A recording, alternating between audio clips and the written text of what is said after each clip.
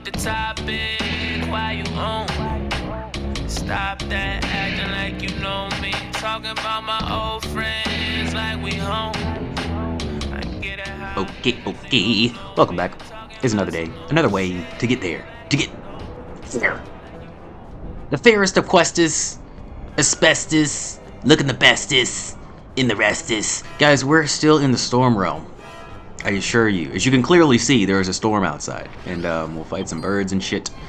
This is the tower, Storm Tower. I am a little depressed. This is like the only tower where we get to be outside of the tower, but you know, that's what it is. On this Koopa, excuse me, on this Koopa Extraordinaire today, we will be finishing off the outside area of this tower.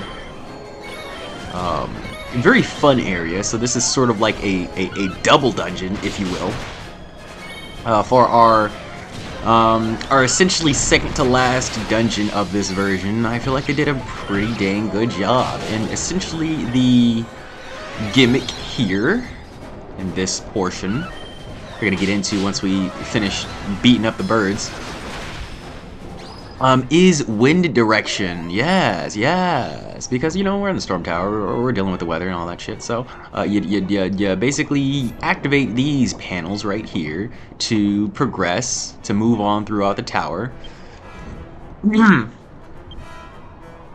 And along the way you'll see these windmills with the arrows, and you redirect the wind, you jump on it, and then you fly over to where you need to fly.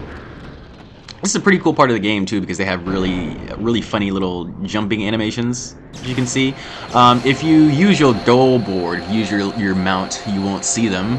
But I think I don't use my mount for like one or two of these ones. So yeah, I hope everybody's having a good whatever day I upload this on. And today, to be congruent with the puzzle that we're talking about here, we're going to talk about energy redirection. And how this power, this Mega Man ability, will help you in relationships. Okay. So energy redirection in general, you know, is a leadership quality that doesn't solve problems, but makes coming to solutions and understandings a lot easier. See, what we do with energy direction is essentially, you never want to dictate how someone should feel. You want to take the emotion that they already have and put it to good use, essentially. That's like the basics of what we're getting into today. But I'm just gonna give a little bit of overview on the topic. If you like the topics, drop a like. I appreciate you stopping by here and listening in if you care to. So here's a little windmills and whatnot that we're redirecting, right? So essentially, guys, when we are in a relationship, everyone's gonna feel things. Everyone's gonna have emotions, thoughts, considerations to quell over in their heads, and usually, I'm not saying this is everybody, usually they're gonna hold on to that feeling, thought, emotion, and attach a parameter to it as well before they give it to you on their elegantly served emotion platter. You know, they always bake it with something, because essentially when we're resolving things through relationships, we are explicitly stating facts of reality combined with an emotion, how we feel about it, you know, and sometimes it's combined with how we think they feel about it, you know, sometimes. If you are that, if you're on that level. And so some people care, some people don't. This is all good, you know. Some relationships thrive off of one side not caring. You know, that is a good and a bad thing. But nevertheless, this is essentially what we come to our partners, our friends, our family. This is what we come to them with. We come to them with a perspective on reality based on facts and based on truths that we uncover. And oftentimes, you know, this is just from my experience, oftentimes, not all of them are 100%. accurate. Or there could be some misinformation, miscommunication, always is. And if you really think about this, all of our media really revolves around this simple act. And you'd think, especially me growing up, you'd think this never happens in real life. Because I used to see it all the time on TV, on, sitcoms or whatever. Every problem just stems from a miscommunication, a misinterpretation. Like, people just don't know what's going on, and then they, make assumptions and they crash out. But yeah, it actually happens in real life a lot more often than you'd care to realize. Getting a little off topic here, though. Essentially, these baked in judgments, they cannot be changed. It's like matter, it cannot be created or destroyed. It can only be moved, be modified, be changed, right? So when we talk about energy redirection, what we are really considering is, the other person's emotional state and their natural reaction to it. And instead of working against it, instead of going towards the current, we are working with the current. That's essentially the basis of it, But how this looks physically, laterally, is explicitly how this looks. It's more like not character policing, you kind of just gotta let them do what they do. And I'm not saying let people like crash out and punch walls and shit. I'm saying cut things out of your vocabulary that make people change their behavior. For example, guys, we need to stop saying calm down. We need to stop saying that. I don't care if the person's crazy and acting, going mad and crashing out. There are better ways to sort of quell anger instead of just explicitly. It's just like you see a fire going off and you're just like, fire, stop firing, and you're like, that doesn't.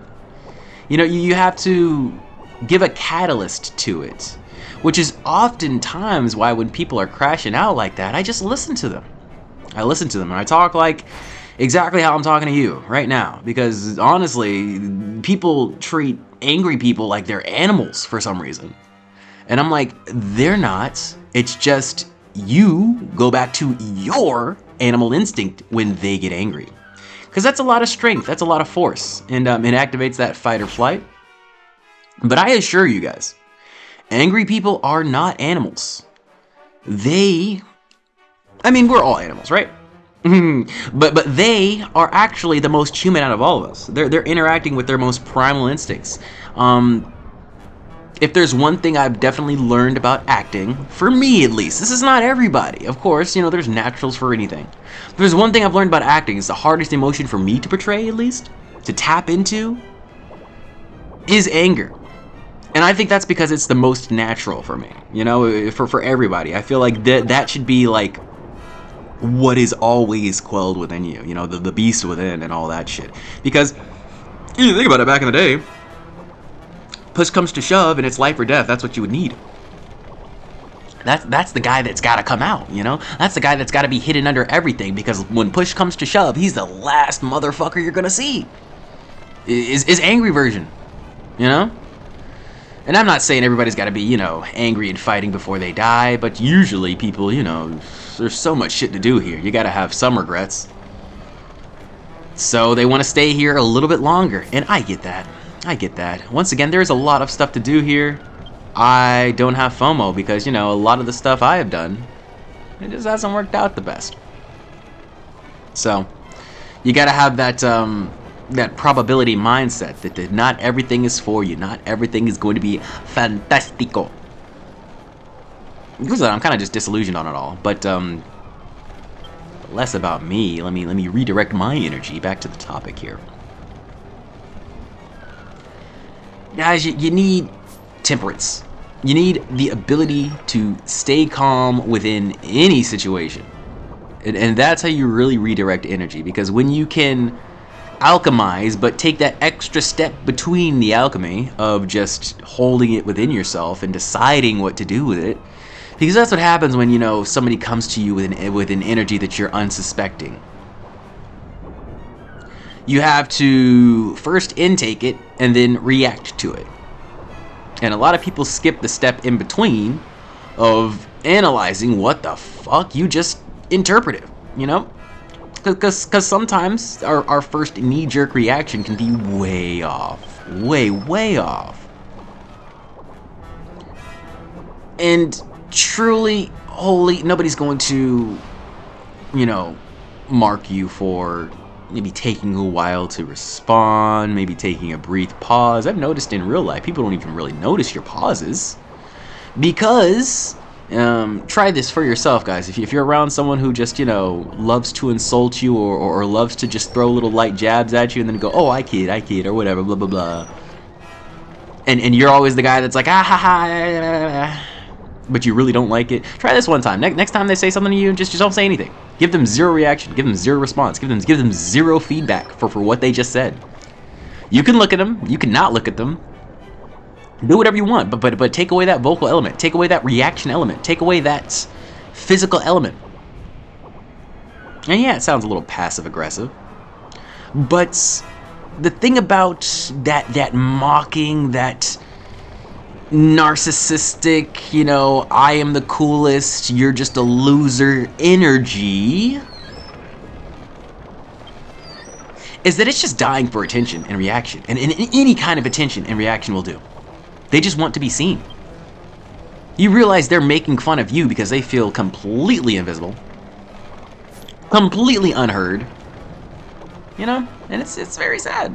It's very sad. I don't find pride and joy in uncovering these horribly lost individuals. I don't find that. You know, I don't find that, you know, super fulfilling for me. It's just sad. You know, it's just sad. Just like when I find out any of my quote-unquote enemies are doing bad, because I really don't feel like I have enemies. I feel like the world just wants to get one over on itself, if that makes any sense to you. Like we're constantly trying to upgrade our firmware into, I don't know, something that something we don't excuse me, something that requires no maintenance. Something that we don't have to look back and say, are you okay? Are you all right? It can just go. It can just do things. And I think that's the world we're heading to. I think that's the dream people want. You know, our big execs, they just want a world they can set it and forget it, you know?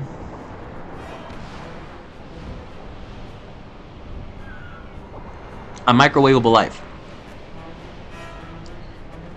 But we all know where that leads, guys. The endless lie of convenience and how it's going to make you the happiest person in the world.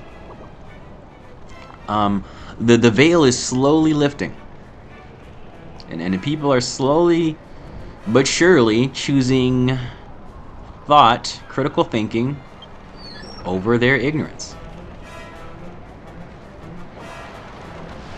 I have a belief that perhaps, maybe one day, we will see a future that has just more people wanting to, you know, understand the explicit parts of history that, you know, started all these horrible conflicts, wars, situations that we not only benefit from today, but shape the entire thought landscape, you know? And it's because of the people who got in on the ground floor, you know, the people who first started the internet and said, all this bullshit, we don't need to record it. But the beautiful thing about this internet, this 5-realm system, is that now we've made it to the end of it. And we realized what the Storm Realm was all about. The beautiful fact about it, is that we can fight back against the horrible internet gods who have, you know, constructed the algorithm to bullshit, and we can put this information that generally wasn't meant to be seen forefront. Beautiful thing. Beautiful thing. Like, I remember a couple days ago, I watched a podcast about old school Christianity and pagan rituals and whatnot, and how it was actually crazy back in the day, sexuality wise. Like pornography and in general, like sexual promiscuity was actually very, very, very much loved back in the day, early Christianity, you know? You used to have sex with like little boys and shit like that. That's why it's still kind of a church thing to do that, but now it's taboo for some reason. And a lot of this stuff is unrecorded history. You're gonna have to dig deep for this shit. But yeah, I mean, it's a thing where you don't really destroy energy like that. You know, this huge sexual, you know, fire within not only the children of America, but Christianity in general. You know, as we all know, back in the church, you know, when Jesus was around, they all had this crazy debaucherous party in the church, and that was just like what they did. It was just like life, and that wasn't like a fake story. That was a real thing in the Bible. And then Jesus crashed out. He was like, "This is not what we be doing in church." You know, but it's just the thing. That's just nature. And like anything, Jesus couldn't destroy that energy. He had to change it. He gave us free will, so, you know, he knew this is where we would go. And now it's changing in the ways of the sexual liberation movement and porn. And I just constantly think, I have this thought like a lot nowadays, like, what if porn and social media were switched in taboos? Like we didn't destroy porn, we just switched the taboos of it. So social media, you cannot do that in public. That is disgusting. That is nasty. If you're ever on your phone on a social media website in public, people will say that is gross. Ew.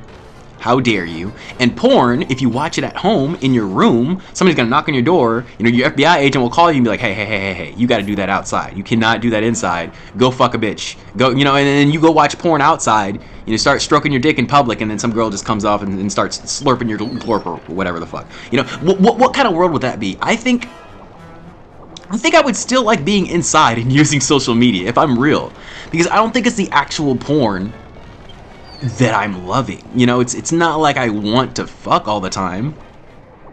And I realize that because there have been times, and this may sound sad to you, there have been times where I have been offered to go over to someone's house who, you know, is of a sexual relationship that I, you know, I love to activate my organs with. God, this is a weird way to portray this, but I don't really like explicitly talking about these things. And I declined that. I declined that invitation. It's not like she, you know, invited me over explicitly fuck, you know. But I was like, no, I don't want to hang out. I'm good. You know, I don't think, I probably did masturbate that night or something, but I don't know.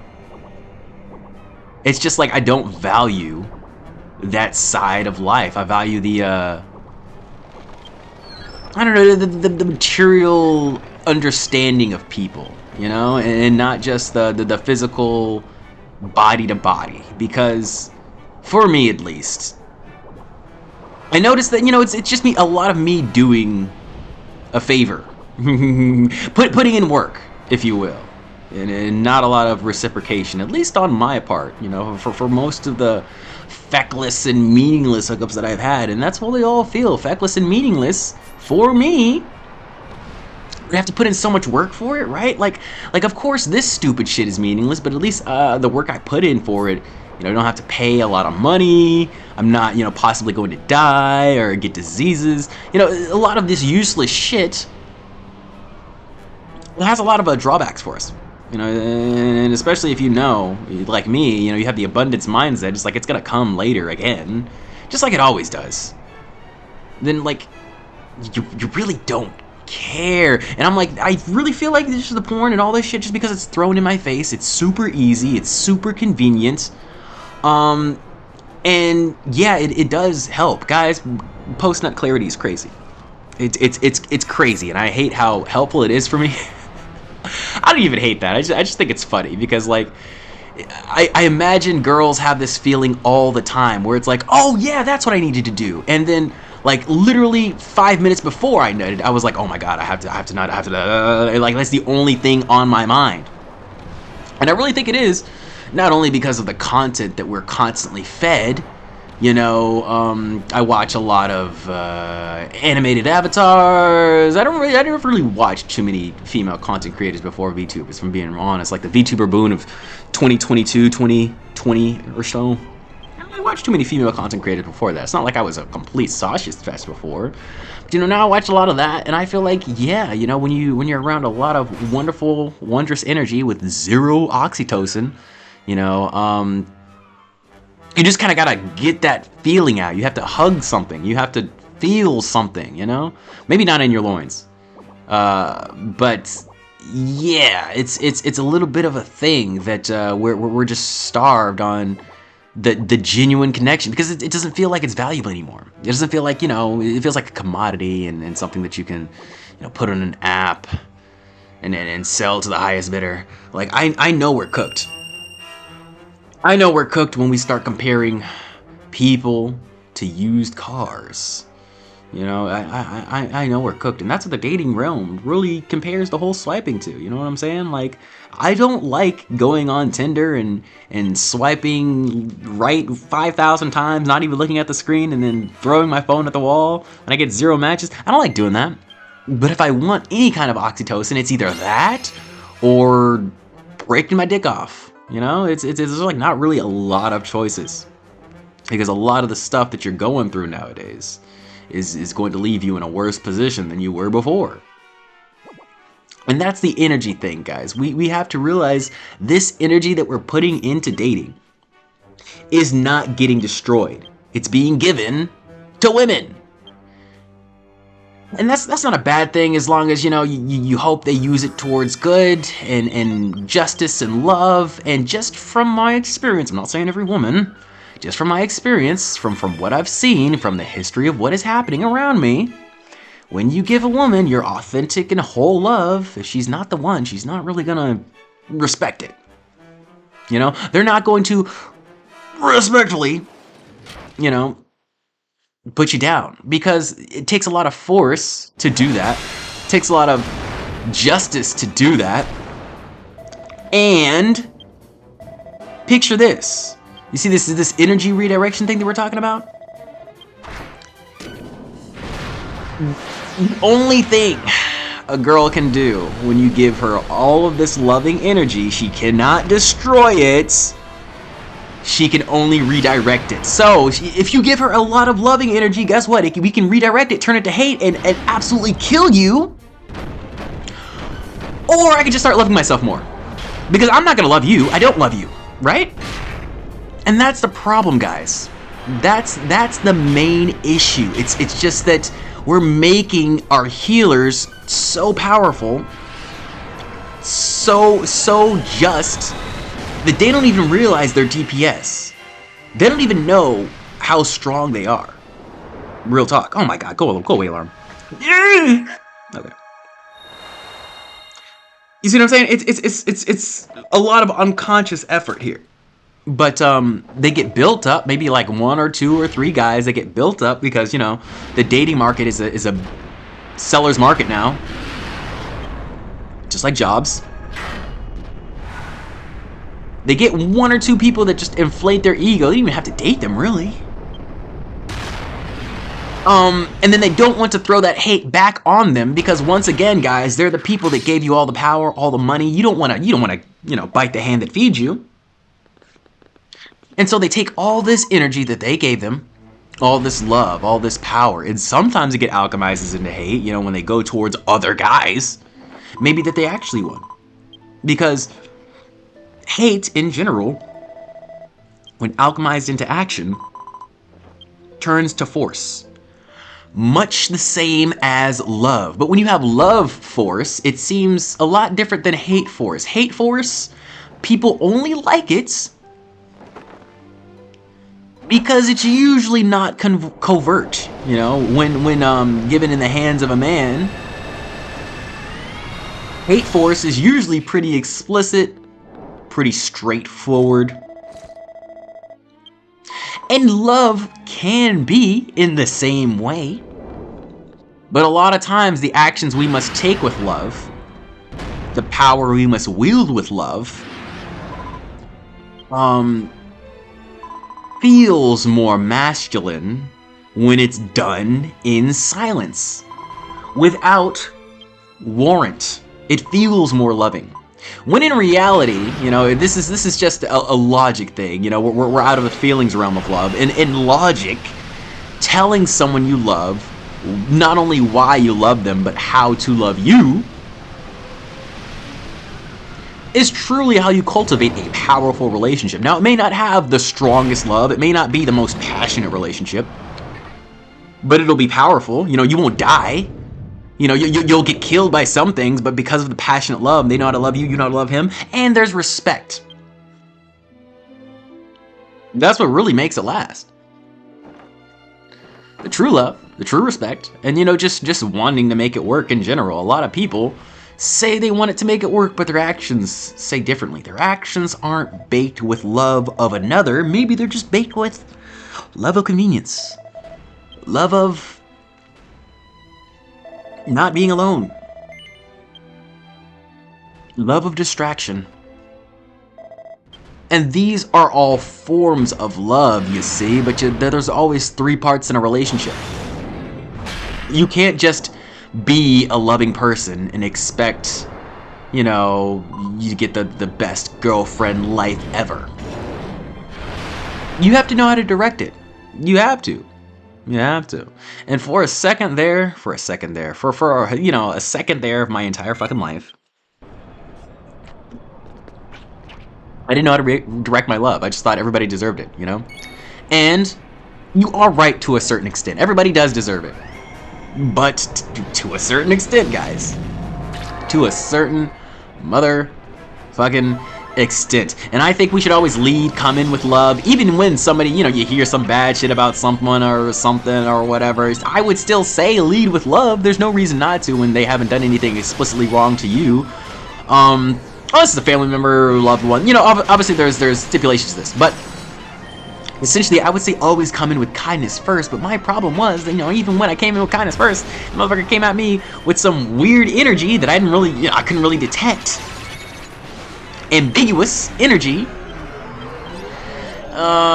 or even hateful energy, and I would still just, I don't know, still love you though, still gonna be nice to you, still gonna kill you with kindness.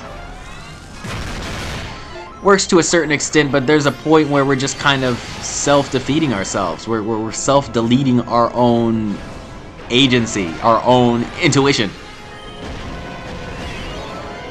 So I don't care who you are, man. You know when someone's doing wrong. You know when someone's doing you wrong. It just feels weird. It just feels weird. So, really take note of yourself. Really take note of that energy. See if, before you even come at someone with energy that you don't like, see if you can change it. See if there's a way to, you know, be a more positive light. For yourself, you know? I mean, fuck these other people, am I right? End all be all is, we're the one dying with ourselves, so we gotta figure out how to live with ourselves. You know? And to do that, you gotta work with your own energy. You have to work with your own power, your own justice, your own, you know, moral system. Your code. So we all got a code.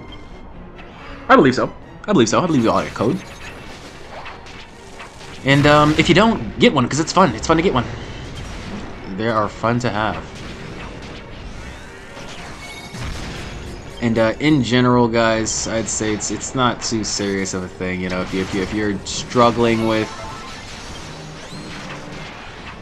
just people that are sort of screwing you around in life, it's okay. It's not really like that big of a deal, if we're being real. What we really need to focus on is just learning more and understanding more. Once again, bring it back to ourselves, back about ourselves. And one thing that I've understood about myself is that even when people try to take advantage of me, quote unquote, or, you know, I give more than I may have been anticipating for someone or some kind of approval. I always just take it back and realize that, you know, that energy is still out there. Nobody killed it. Nobody destroyed it. You know, your currency, your love, your power, it's still being utilized. You know, it's just like all for one. I just imagine it's in someone else, and I hope to dear God that it's being utilized properly. But who really cares? I just like the fact that, you know, butterfly effect, we are indeed being useful. We are indeed making changes.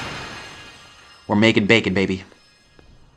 And a lot of people can't sit in the solace of that, you know, and just understand this is where I need to be, and I don't care at any kind of those stupid fucking results that everybody's like, you know, I want to be seen, I want to be heard, I want 1 million followers. I'm like, oh, you actually don't.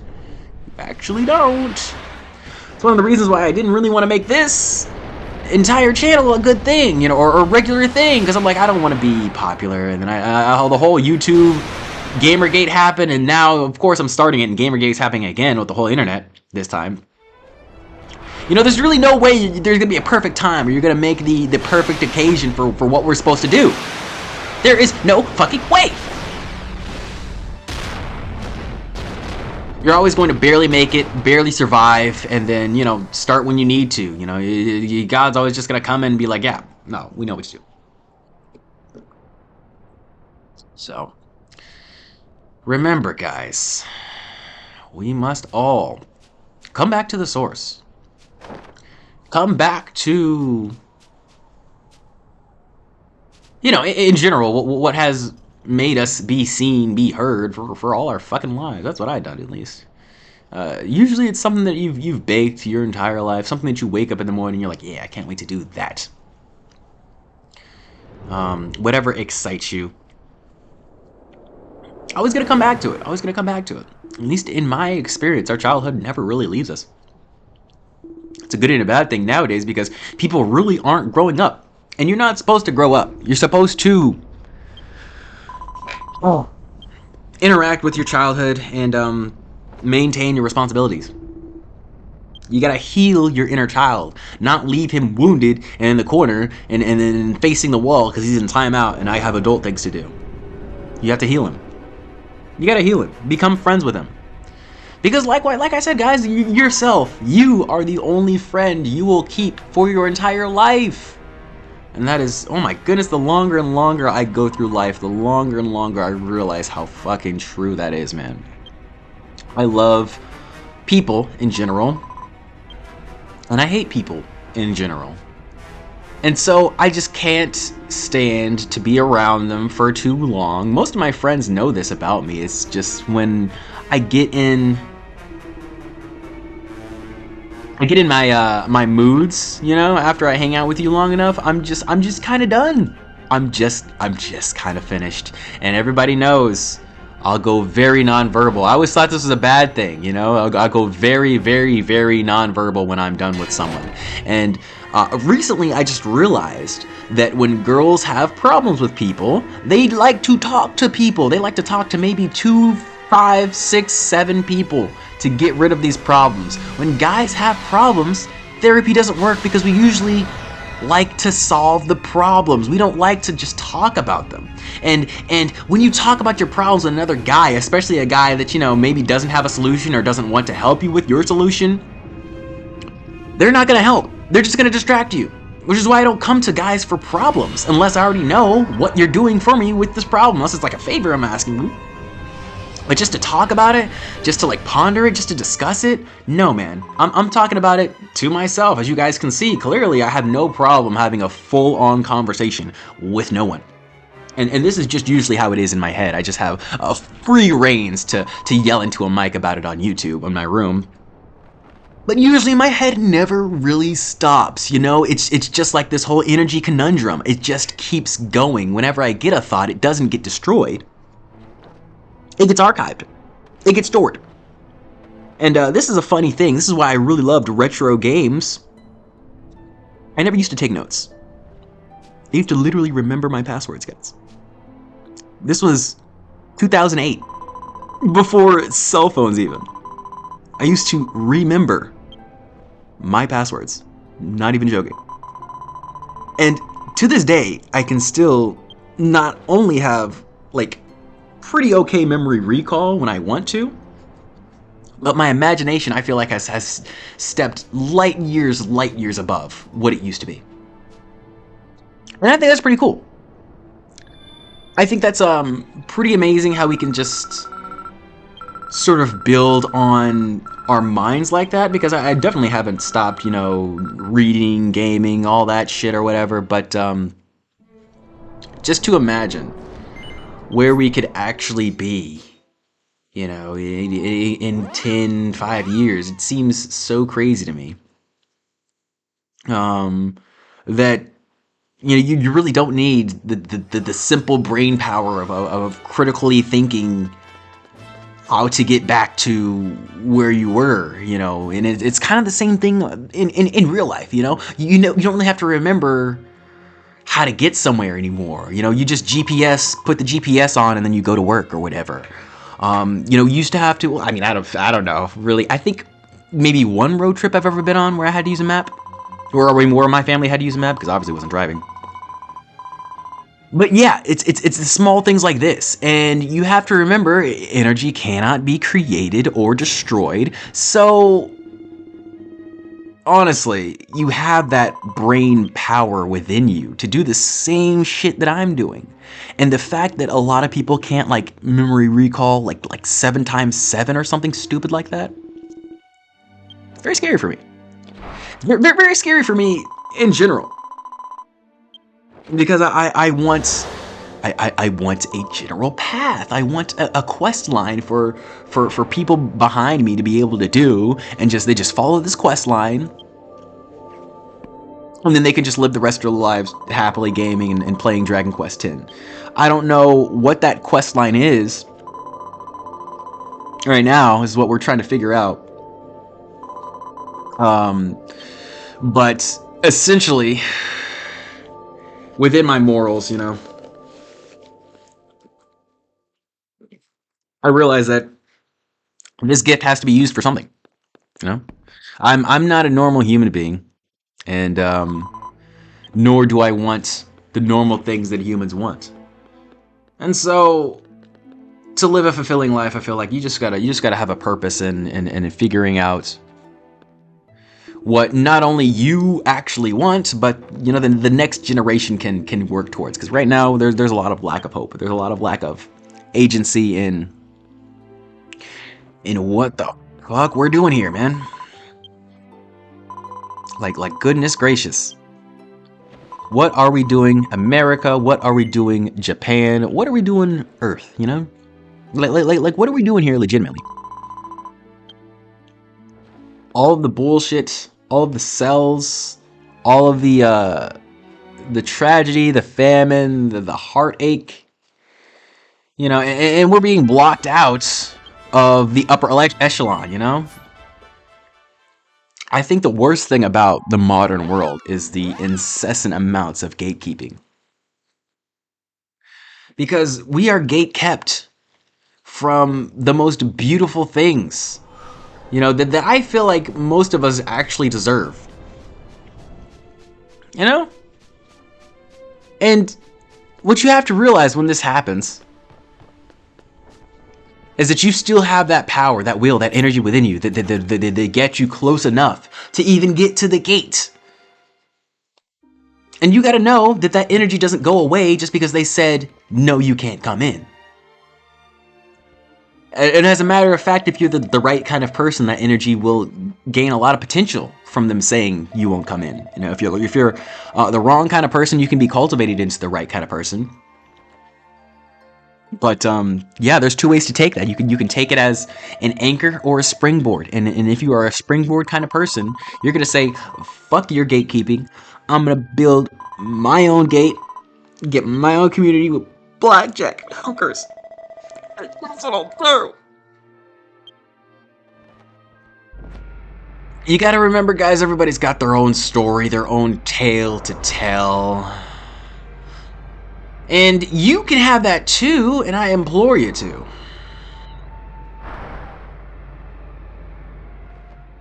Just don't be afraid that somebody is going to plagiarize it. Because if you are, then guess what?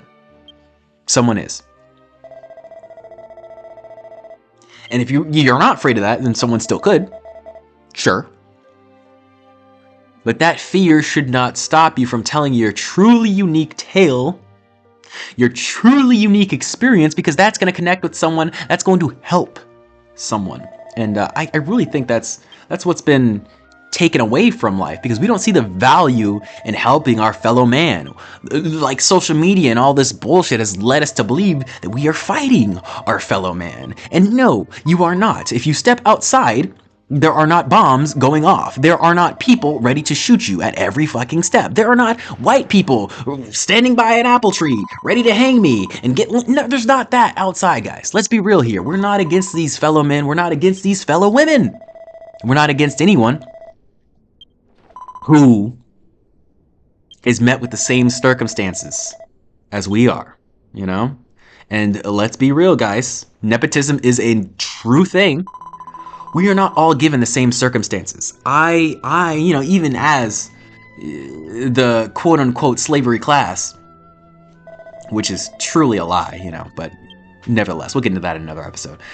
As the quote-unquote slavery class, I was still given a huge boom, a huge opportunity. Like, there's a reason I can play this game from Japan on a wonderful laptop and a beautiful mic. Yes, thank you, Yeti. It's because it's nepotism, you know? My grandparents worked very, very hard to get, you know, tons of land. And essentially that was their bank account. And it still got value in holding on today, enough so that their children could have good jobs, good opportunities, and could support me. Because I have bad job, bad opportunity. And this is just indicative of today's age. This is why I say we need a plan. Because in 10 years, I don't know how we're all gonna make money. Especially people like me. If you're black with mental illness and, you know, a weird sexuality complex, then workplaces really aren't for you. Now, customer service, I feel like everybody should learn. You know, waiter job, food job, whatever. Because customer service really isn't service, it's serving your fellow man. It shouldn't really be called customer service. It should be called, you know, being relatable. I don't know, people pleasing sounds negative for some reason, but that is what it's doing, you know? It's being palatable. You know, it's being not a piece of shit and learning how to be humble, that you're not, you know, the king of the world, the emperor of all time, you know? Give your love to someone else. Be a little bit more modest, a little bit more empathetic, and learning that, hey man, these people have horrible lives, these people have horrible jobs, these people have horrible, horrible family members and friends and even lovers that they have to go back to. And you know what they do? You know what they do to get rid of all of that, to shave all of that? Instead of solving any of those problems, they bring it back and they throw it on the retail workers because they are people, but they're such a small part, a small percentage of this person's life that it's really hard to see that. And I don't think this is like this back in the day, guys. Yeah, like, if you think about this, when there were huge factories and, you know, street stalls and, you know, maybe like a bakery that you would go to, milkman, all this shit, I don't think they were as dickish. And I think it really has something to do with these whole boxes in our hands, man. You see, when you get like 80 messages that you're reading a day, they all mean a little less. Back in the day, we got one letter a week, maybe. So we saved them. So we read the words a different way. Guys, I am so sure that if I didn't get so many text messages, if I didn't read so many online articles, I would probably have a different view of talking online. I'll probably not have my phone on Do Not Disturb right now.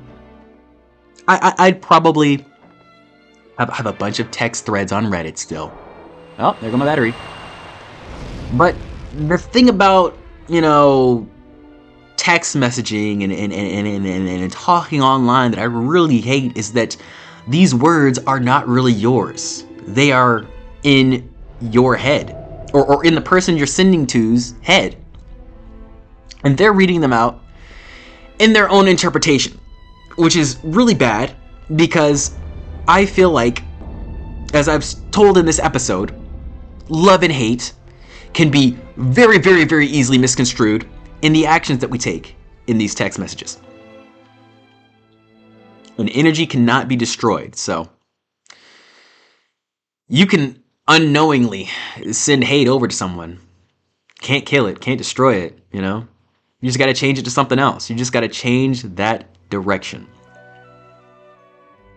And a lot of people don't know that. They don't realize that. Some people don't even realize that they're sending bad things towards other people.